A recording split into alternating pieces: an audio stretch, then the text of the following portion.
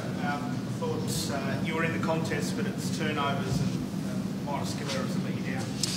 Yeah, I think that's pretty good analysis. We thought our effort and our method was pretty good, but just some fundamentals, some simple skill errors, which Hawthorn are very good at capitalising on.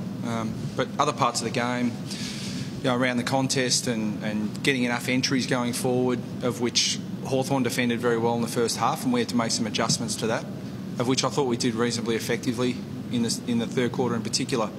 But we just need to keep working on the basics of the game with a different looking side. But in a lot of ways, that's the easy part, because you can really make some dramatic improvement in that. What is hard is to get the consistent level of effort, which I thought we had today for the most part. Probably showed your true colours there in the third quarter. Do you take a bit of confidence out of that? Yeah, it was good. I think that we'll take some confidence out of lots of parts of the game, and clearly a lot of things we need to continue to work on. But when you're 50 points down and you're away from home, you're at a venue that Hawthorn have been very good at for a long period of time, you're almost thinking, gee, some of our young guys might turn it up a little bit, but they went the other way and they got back on the front foot and they kept attacking and kept the effort up around the contest and managed to kick that 5 goals in a row, which got us back in the game. So I think that's a sign of character. Yeah, Higgins really lit up the match there in the third quarter. What was working well for you in that period? Oh, everything. The problem was with that third quarter that we conceded too many easy goals before that. So it would have been a really dominant quarter. If it had been a 7-goal-2 quarter, the game looks very different. But unfortunately, we let 6 or so in. So that was really good. Yeah, Higgins was terrific, particularly seeing as they had a defensive mindset with him too. But he fought through that and was really influential on the day. You come in with 2 ruckmen and you said you're going to persist with that. How do you think that worked today? Yeah, I think that it's still a work in progress, but the numbers are 23-9 in the centre clearances.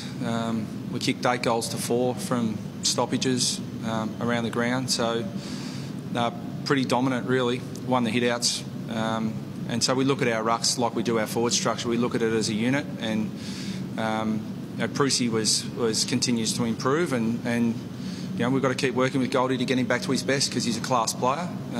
He gave us a really good look early, but no doubt we'd like to get him involved more around the ground. But you need to look a little bit deeper than just possessions, because, as I said, 23-9 centre clearances, scores from stoppages, won the clearances.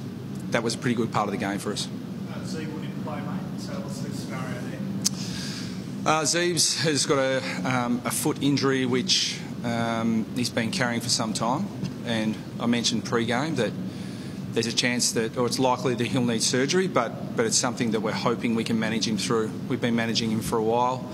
Now, a lot of people would say, well, you can't play finals, why wouldn't you put him in now? But that's we've said for a long time, we want to try and fight this season out as best we can, and clearly he's an important component of that.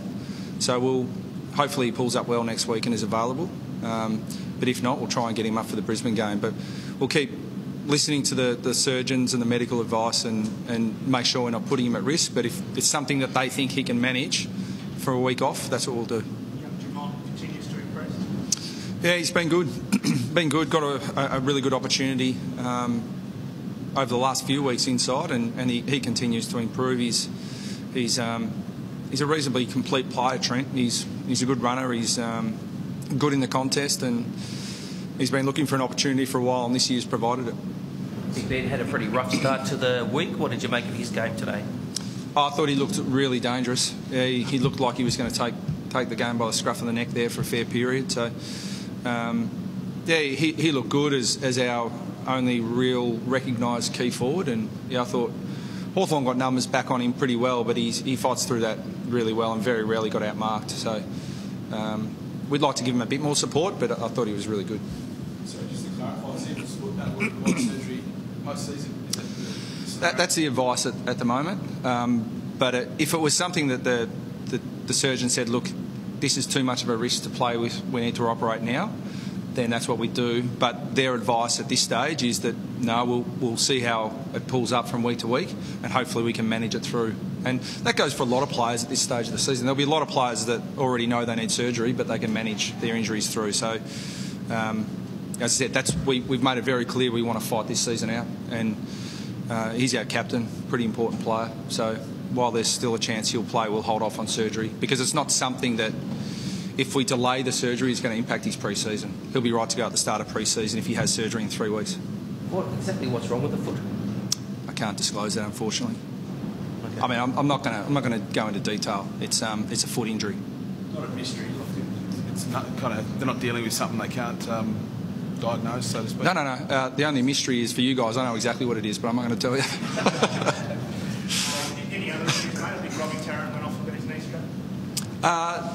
Well, they didn't even report it to me, so it's something that's pretty minor. No, I don't think there are any others. Okay. You've had a fair look at your personnel out throughout this year. With all that in mind, how aggressive are you guys going to go in the trade period? I don't think it impacts too much. The guys who have played, it's not going to impact our list management too much. I mean, the guys that have come in and debuted, I think there's 12 of them if you include Marley Williams and Nathan Robat from other clubs. So that team looks very different to what it has in the past. And I think, again, we only had 3 or 4 players available at VFL level today. So that's meant that we've played pretty much the extent of our list. So we've had a good look at everyone. But we'll do what we always do, which is look to improve our list through all mechanisms available to us.